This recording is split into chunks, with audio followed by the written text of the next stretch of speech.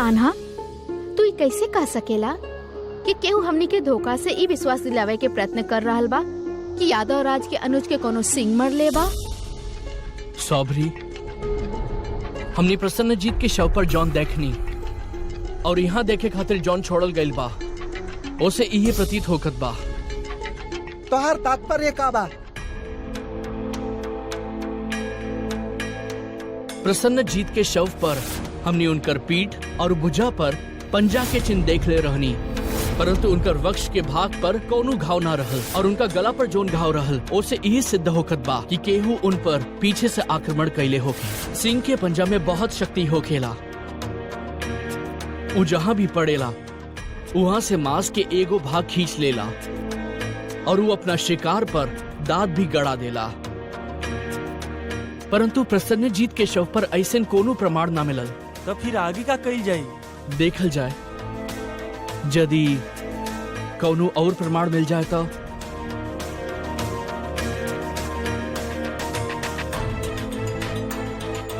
यहाँ पर तो प्रसन्नजीत और ऊपर आक्रमण करे वाला के संघर्ष के कोनो भी चिन्ह ना मिलल।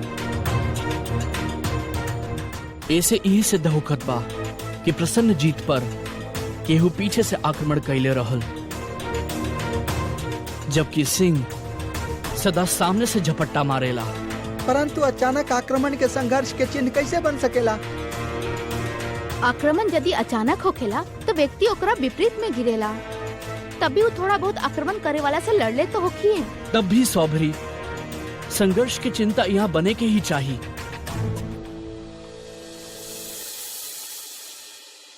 दल प्रमुख अनूपराज, रवा के कुछ और सैनिकन के व्यापारी के भेष में द्वारका में गुप्त रूप से भेजे के होके। जय आज्ञा महाराज। उनकर कार्य होके द्वारका में भ्रम और अव्यवस्था के भावना के फैलावल और ये जानकारी एकत्रित कैल कि वहाँ कौन कौन ऐसा व्यक्ति बाड़े जौन महाराज जरासंध के योजना सफलता में बाधा उत्पन्न कर सकेले। और हाँ, एगो और बात, हमनी जौन सैनिक दस्यु रूप में द्वारका और अन्य क्षेत्र में भेजले रहली, उनकर ओरी से कौनो सूचना, कौनो संदेश? ना महाराज।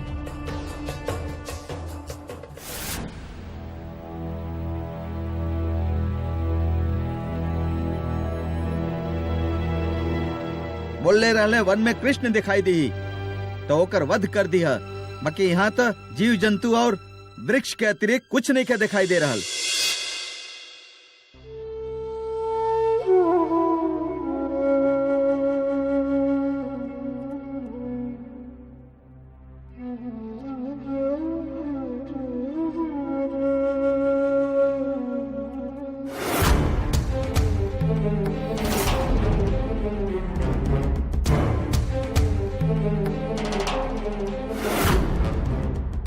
पिताश्री,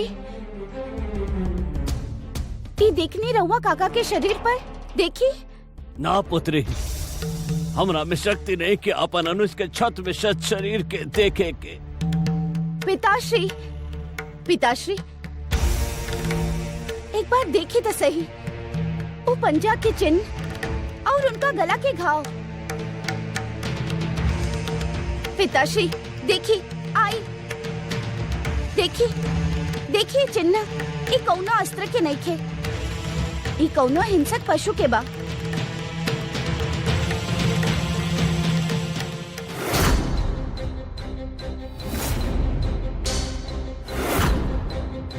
सत्यभामा उचित सोच रहल बिया। ये देखिए पिताश्री, दूगो मोर पंख। कृष्ण तो मात्र एगो मोर पंख पहने ले। एगो श्यामंतक मणि वाला कक्ष में हमरा के मिलल रहे।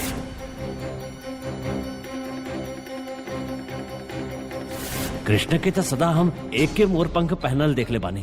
पिताश्री, भी तो संभावना हो सकेला कि सामंतक मणि के हूँ चोरौले ही ना होके।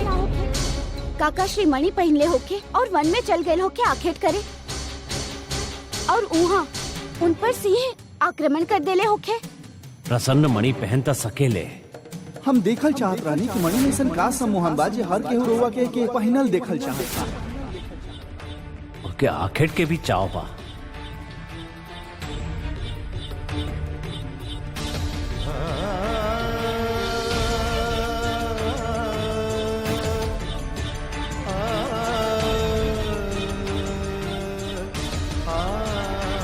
ये हम का कर देली, ये हम का कर देली। हमरा से बहुत बड़ भूल हो गए, बहुत बड़ भूल, इतना बड़ भूल कि लज्जा से हमरा के अपन शरीर त्याग देवे के चाहे। इस संसार में हमरा के जीवित रहे के अधिकार नहीं के। पिताश्री शांत हो जाई, दोष राउर ना, समय के ही कहब हम। रउआ सामंतक मणि के प्रभाव में रहनी, अब मणि नहीं खे तो राउर अपना प्रकृति के अनुसार सोचल स्वाभाविक बा। सामंतक मणि से हमने बहुत कुछ खोवले बानी पिताश्री।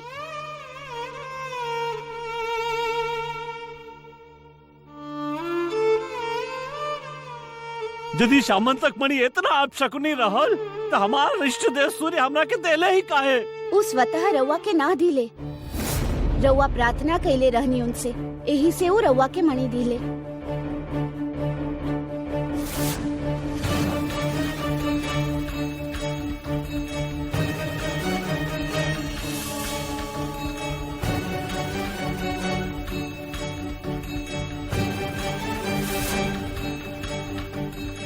तो उचित कहलो पुत्री। हमारे इष्ट देव सूर्य कहले रहलन कि जौन मनुष्य मन और बुद्धि से पवित्र होखी, ई मणि ओकरा के कोनो प्रकार की हानि ना पहुंचाई। और यदि केहू बलपूर्वक ढंग से धूर्तता से एकरा के छूलस भी तो ओकर निश्चित रूप से अनिष्ट होखी।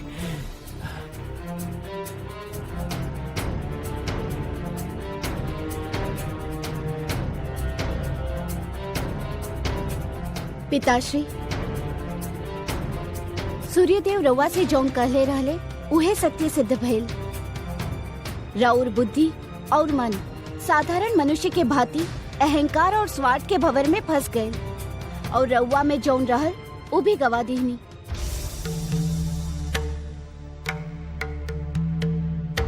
अब हमरा के अनुभूति हो रहल बा, हमार प्रसन्न के कृष्ण ना सामंतक मणि मार ले बा।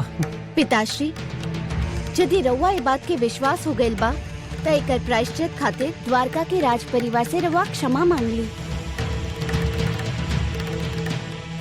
हम कृष्ण से और द्वारका से संबंध के मधुरता फिर से पावे के चाहेले, चाहे एकरा खातिर हमरा के कुछ करे के पड़े।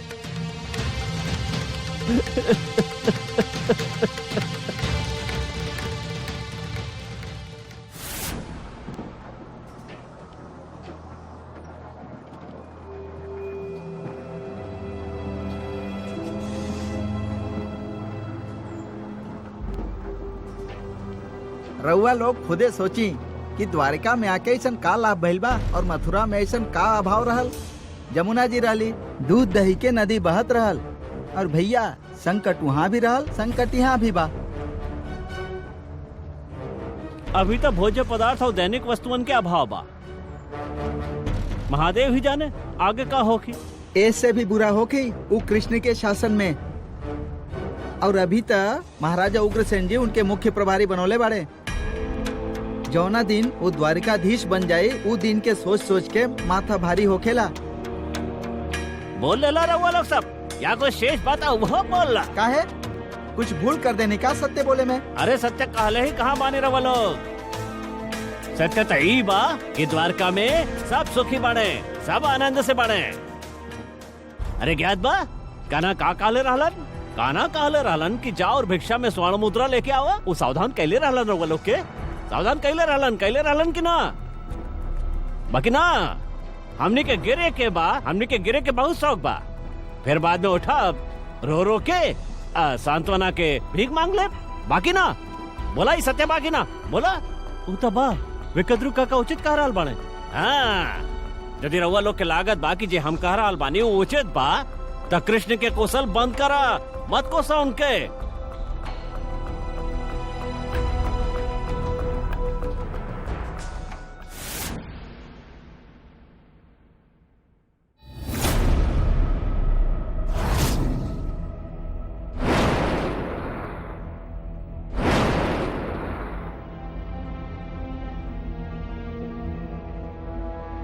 यहाँ देखी, यहाँ सिंह के पंजा के चिन्ह दिखाई दे रहल बा।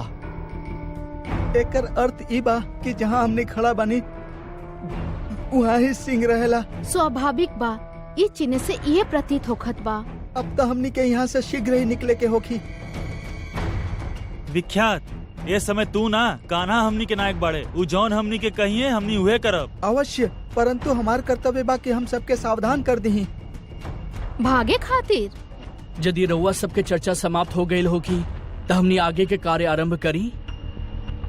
अब हमनी ए चिन्ह के अनुसरण करत वहां तक जाए के बाद जहां तक ई चिन्ह जा रहल बा। चला चला।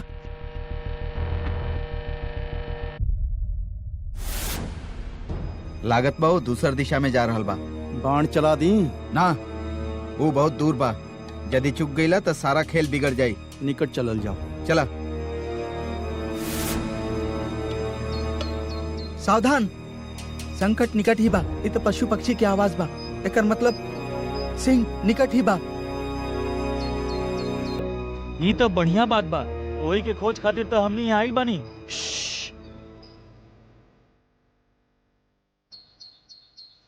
मौन रही, पश्चाप के भी स्वर सुनाई ना दे। चली।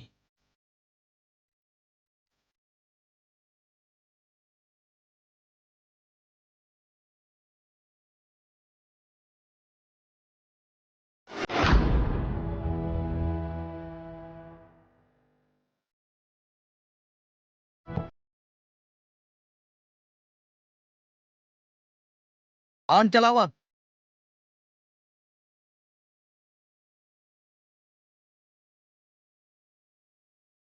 कहानी ना पान चलावा। मुंह में दही जमा के बैठल बाड़ा का।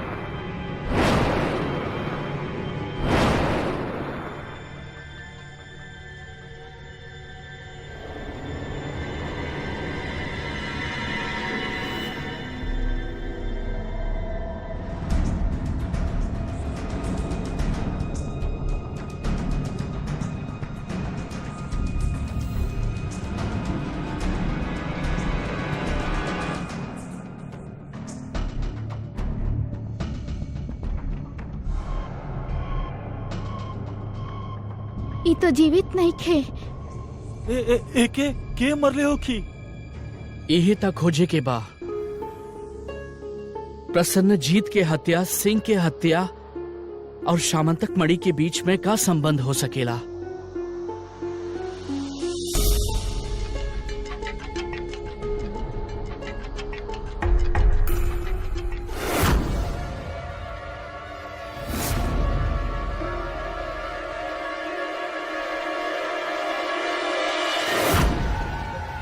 ईता रीछ के पंजा के चिन्ह बा।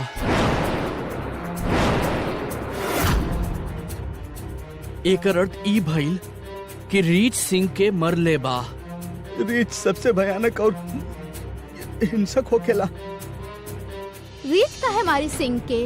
हम ए समय केवल संभावना के बात कर रहल बानी। हो सकेला कि रीछ सिंह के मार के शामंतक मणि ले ले होखे। तो हमनी का करब कान्हा? अब हमनी रीछ के पंजा के चिन्ह के पीछा करके वहां तक जाए के बा जहां ऊ रहेला। इते हुए बात भइल कि आ बैल हमके मार, सिंह से ना तो पूछ से मार, बाकी मार, अवश्य मार।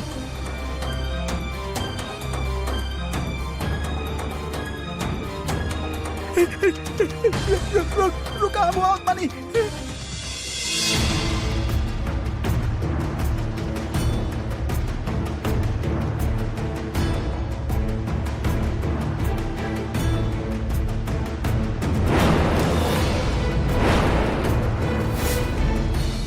सावधान, ई रीच राज के वर्जित क्षेत्र बा। जे भी बिना आज्ञा के आई आपन जान से हाथ धो बैठी। यहाँ से हमनी के निकल जाए के चाहिए, ई सुरक्षित जगह नहीं खे। रउआ सब इस क्षेत्र से दूर रही, हम भीतर जा रहल बानी। ना कृष्ण भीतर मत जा, ना कान्हा भीतर मत जा। कृष्ण भीतर मत जा। रुका पता ना वहाँ का कृष्ण, होके। कृष्ण मत जा।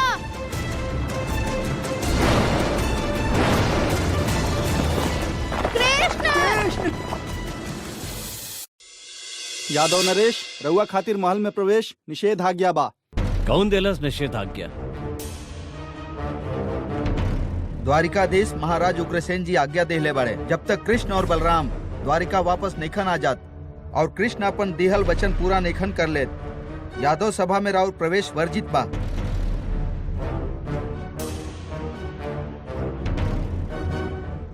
हमके श्री कृष्ण से मिलल अति आवश्यक बा,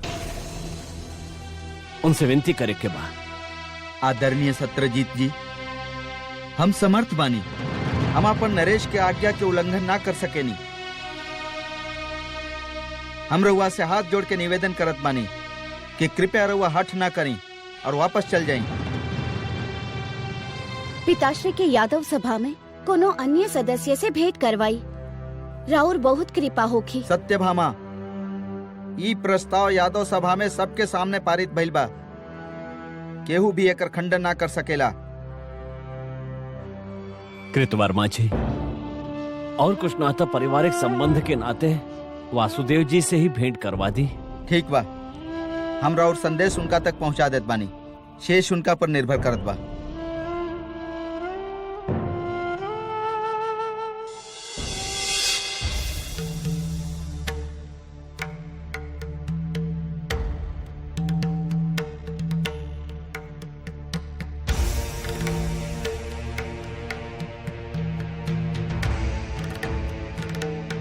वासुदेव जी, तय प्रकार सत्यभामा तथ्य सबके जोड़ ली तो पाइली श्री कृष्ण निर्दोष बाढ़े। हम अपन व्यवहार खातिर बहुत लज्जित पानी, हमके कृपया क्षमा कर दी। हमरा से बहुत बड़ भूल हो गई। प्रभु, हमरा के जौन भी दंड दे हम सिर झुका के स्वीकार करब। हम द्वारिका और श्री कृष्ण के अपराधी बानी, कृपया हमरा के क्षमा करें। यादवराज सत्यजीत जी, हमके ना तो दंड देवे के अधिकार बा और ना ही क्षमा करे के। ये अधिकार केवल एक गो के बा, और वो बा हमार कान्हा। तो कृपया श्री कृष्ण से हमार भेंट करवा दी। हम स्वयं ललायत बानी ओकरा से भेंट करे खातिर। जब से रउआ दोषारोपण कैले बानी, ना देखले बानी ओकरा के। वो अपन वचन पूरा करके ही वापस लौटी। उनकर वचन पूर्ण हो चुकल बा। हम स्वयं उनकरा से भेंट करके बताई। प्रभु, कृपया हमार मार्गदर्शन करें कि श्री कृष्ण कहाँ बाड़े। कृष्ण, तू ठीक तो बड़ा ना कृष्ण?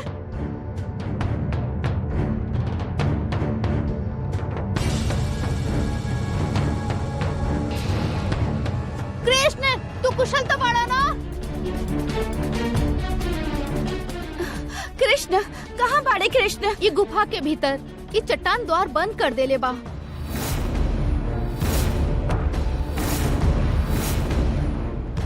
भीतर का बा कुछ ज्ञात नहीं खे। कृष्ण कुशल होके यह प्रार्थना बा महादेव से।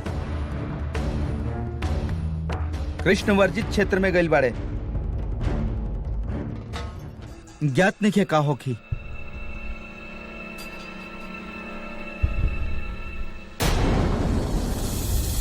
लक्ष्य, प्रत्येक व्यक्ति के नियति कोनो ना कोनो लक्ष्य से अवश्य जुड़ल होखेला, और उन्हें हमनी के संसार में आवे और जीवन जिए के कारण बनेला। और लक्ष्य के प्राप्ति में हमनी के संतोष और सुख छिपल होखेला। लक्ष्य के प्राप्त करे के संघर्ष के ही कर्म कहल जाला। अपना लक्ष्य खातिर कैल कर्म हमनी के पूजा बन जाला।